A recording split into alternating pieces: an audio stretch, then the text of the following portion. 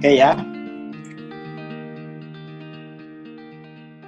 Sekarang mari kita bedah dulu yang force. Kita fokus kajiannya ini di force dulu. Kalau kan tadi rumusannya itu tadi, kalau force itu ini diri kita, ini kehidupan, ya toh? Ini kehidupan dunia eksternal gitu. Hanya ini kehidupan. Jadi dalam force, tingkat kesadaran force itu dinamikanya diri ini tergantung kepada dunia eksternal. Tanpa dunia eksternal, diri itu nggak bisa hidup, nggak ada tempatnya untuk hidup. Itu logikanya seperti itu ya, premis dasarnya seperti itu. Jadi tanpa ada dunia eksternal, diri tidak bisa hidup. Jadi bagaimana untuk hidup? Diri harus adaptasi pada dunia eksternal. Itu premisnya seperti itu. Anggapan umumnya seperti itu. Anggapan dasarnya seperti itu. Jadi dia harus adaptasi. Adaptasi artinya apa? Diri terus-menerus menyesuaikan pada lingkungan eksternal. Ya, toh? Jadi karena diri itu ditempatkan sebagai objek, subjek kehidupan di dunia eksternal, maka diri terus-menerus menyesuaikan lingkungan eksternal gitu. Hanya itu dalam kesadaran force ini. Kehidupan terjadi seperti itu. Sadar nggak sadar, kehidupan seperti itu. Jadi orang-orang yang berada pada tingkat force ini, suasana batinnya itu tergantung pada judul sinetron yang dia tonton. Jadi orang-orang yang di tingkat force itu, kesenangannya tergantung dunia eksternal.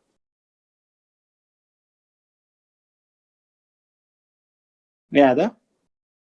Tergantung dunia eksternal. Dia kalau nonton sinetron, itu bisa, kalau jagoannya kalah, dia nangis. Ada yang sampai TV-nya dipalu, sampai pecah. Baper. Ya karena itu sebuah tingkat kesadaran tuh. Tapi bagi orang yang, kok gila dia? Bukan gila, memang itu dunianya dia. Tingkat penyaksian dirinya seperti itu.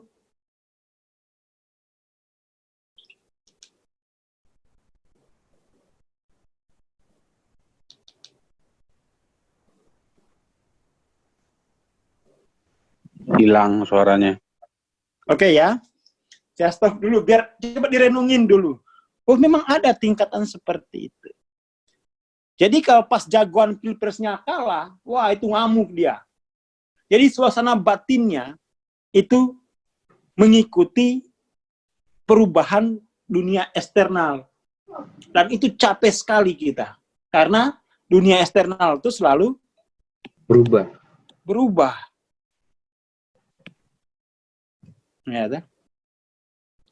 nah, itu kondisinya. Kondisi umumnya seperti itu ya. Sifat dasar kehidupannya itu adaptif saja. Adaptif itu ya hanya bertahan hidup. Hanya bertahan gitu. Nah, menariknya adalah Hawking itu dia bisa membuat, karena dia psikiater, dia tahu betul orang-orang yang hidupnya adaptif itu. Orang yang adaptif itu secara umum keadaannya cuma dua. Dia bisa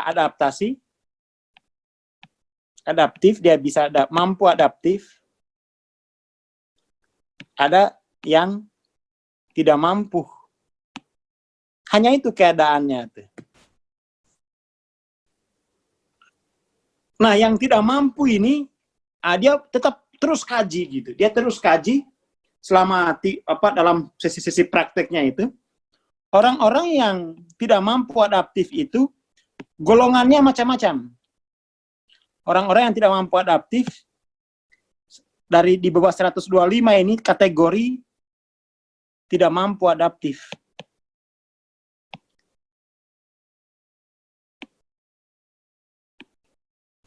(125) ke atas sampai 175 ini mampu adaptif.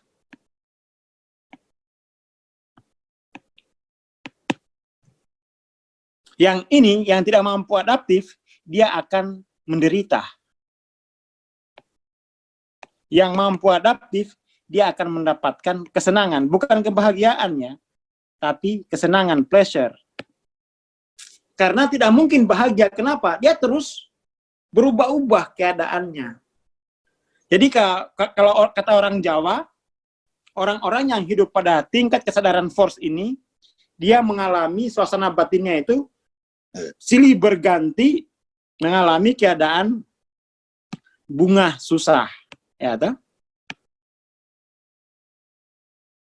Ntar dulu soal angka-angka, soal angka-angka, soal angka-angka ntar dulu. Itu terkait metodologi kinesiologi, tetapi kita bahas dulu makna kualitatifnya. Kalau angka-angka ini kan skala kuantitatif dalam sains tuh. Tanpa ada angka ini juga tidak masalah. Yang penting kita tahu makna kualitatifnya. Yang penting tuh makna kualitatifnya kita mengerti. Kalau angka-angka ini terkait dengan satuan yang digunakan Hawking gitu. Jadi ya angka-angka ini hanya satuan kuantitatif saja. Dalam sains itu kan ya itu hanya semacam label ya, label. Yang penting itu makna kualitatifnya. Karena memang disertasi Hawking itu kan kualitatif, kuantitatif ya, human consciousness gitu, kalibrasi tingkat kesadaran manusia. Jadi angka 20 maknanya apa? Itu kan yang penting. Angka 30 maknanya apa? Angka 50 maknanya apa?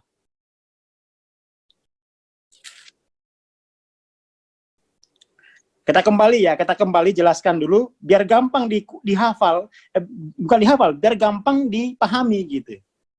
Kita berangkat dari istilah force power dulu. Tingkat penyaksian itu ada dua secara garis besar. Ada force, ada power gitu. Kita mulai dari yang force dulu. Force itu penyaksian bahwa dunia eksternal itu menjadi pusat kehidupan. Jadi diri kita hanya sifatnya adaptif. Karena adaptif, ada yang mampu adaptif, ada yang tidak mampu. Sesuai dengan teori Darwin. Yang mampu adaptif, dia akan mendapatkan kesenangan. Atau bunga, kata orang Jawa. Dalam psikologi Jawa itu, kesenangan itu namanya bunga. Tapi yang tidak mampu adaptif, kita kasih tambah saja ya, mampu, ini nggak mampu, dia akan mendapatkan penderitaan atau susah. Itu dulu. Aku training. Itu dulu, dipegang dulu. Jadi pada tingkat kesadaran force itu, kejiwaan kita, batin kita akan bergerak. Ya kalau nggak bunga, susah. Kalau nggak senang, pasti menderita. Itu dulu. Dipegang dulu ya. Nah, yang senang itu mulai dari 125, 150, 175. Yang susah itu mulai 100, ada yang 75, ada yang 50, ada yang 30, ada yang 20. Oke, itu dulu, dipegang dulu. Jadi diklasifikasi dulu biar rapi nanti memahaminya.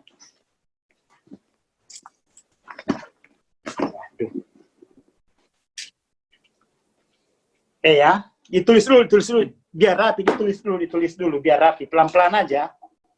Yang penting itu paham maksudnya.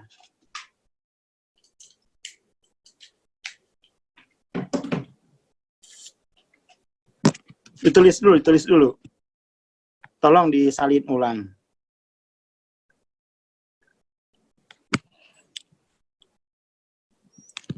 Oke, ditulis dulu, biar nanti, soalnya nanti akan saya masuk lebih mendalam, itu makin, ya kalau awalnya nggak ngerti, itu udah nggak mengerti seterusnya tuh.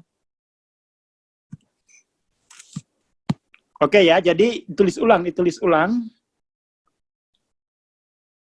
Adaptif itu force, jadi force tuh kehidupan itu bersifat adaptif. Kalau mampu mendapat kesenangan, kalau tidak mampu mendapat kesusahan. Oke. Tolong ditulis dulu. Adaptif itu karena kita adaptif saja pada dunia eksternal, maka posisi manusia itu hanya ada dua di sana. Mampu adaptif, mendapat kesenangan, tidak mampu adaptif, mendapat kesusahan. Hanya itu. Hanya itu. Oke. Bagusnya ini, Hawking ini, karena dia psikiater, berhadapan dengan manusia-manusia yang susah, ya, dia bisa tahu jenis-jenis energi kesusahan itu. Ada 20, 30, 50, 75, 100. Itu energi yang menghasilkan kesusahan. Oke. Yang kesenangan itu ada 125, 150, 175. Ini yang mampu adaptif. Yang tidak mampu, apa ini? Tidak mampu. Kira-kira teman-teman di dunia ini, banyakkan yang mampu apa tidak mampu? Masih banyak yang tidak mampu. Rumah sakit penuh, gitu. Pengangguran di mana-mana. Apalagi yang punya masalah finansial. Enggak relatif, itu kenyataan. Kenyataan sosiologis bahwa masyarakat modern itu tidak mampu. Apalagi ada era teknologi disruption, di mana manusia itu keadaannya dia diganggu oleh kemampuan adaptasinya, diambil alih oleh mesin-mesin. Itu fakta sosiologis. Fakta sosiologis manusia kebanyakan tidak mampu adaptasi. Makanya banyak negara-negara yang memberi subsidi kepada masyarakat. Karena memang susah adaptasi dalam dunia modern, di mana sumber daya itu pengelolaannya dikuasai oleh segelintir. Itu persoalan sosiologisnya seperti itu. Tetapi sebenarnya itu berangkat dari evolusi spiritual masing-masing. Oke ya. Mari kita perdalam lagi. Mari kita perdalam lagi force ini, karena ini menarik. Jangan-jangan kita masih menyaksikan diri kita pada salah satu ini. Atau jangan-jangan kita masih menyaksikan diri kita masih pada di sini. Baik ini sebenarnya maupun ini secara spiritual, ini dua-duanya pembawa penderitaan. Yang ini kesenangan tapi tanpa makna, meaningless. Yang di sini, ini non-being dia. Ini non-being. Yang ini kesenangan tanpa makna, hampa gitu. Yang di sini menderita. karena dia non being, ya. Non being itu artinya dia tidak punya eksistensi secara di dunia eksternal, itu non being maksudnya.